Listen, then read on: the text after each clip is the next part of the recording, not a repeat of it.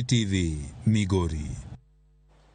Seche ma lweny manie kind Palestine kod Israel pod dhi mbele, pinje mopogore osewuok ka dwaro mondo pinje ariyogo owinjre mondo kwe obedie. Maendi timore kinde ma jatend piny Amerika Joe Biden ma bende osebedo ka dok ne piny mar Israel ochano limbe ma piny ma Israel odiochieng' ma kiny.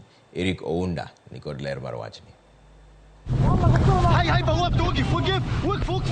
Kane oloso jatelo ma ochune tudruok pinje ma oko ma piny Amerika Anthony Blinken ne olando kane en e boma ma Tel Aviv e piny mar Israel ni Biden e kinde limbe mare biro keto e ler ni piny mar Israel ni kod ratiro mar rito joge kaluwore kod timbe maundu mag kweth mar njore mar Hamas.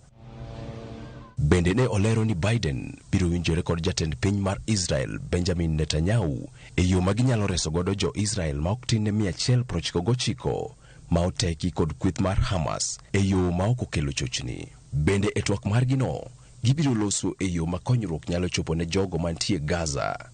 Israel osebedo kogeng'o ne kony mag gik machalo pi, chiemo, teko mag stima chakre ne jo Hamas monjgi.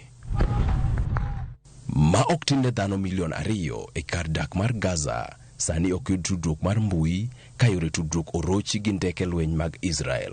Kaluwore gi nonro mar kambi miluongo ni NetBlock, tudruok mag ong'we yamo kod mbui odok chien kawuok 95% nyaka 58%. Nyaka sani, ma ok tin ne ji 1,400 osewito ngimagi e piny mar Israel, ka ma ok tin ne ji 2,700 bende osewito ngimagi e piny mar Palestine. Igeno ni limbe mar Biden dhi kelo winjruok e kind pinjego.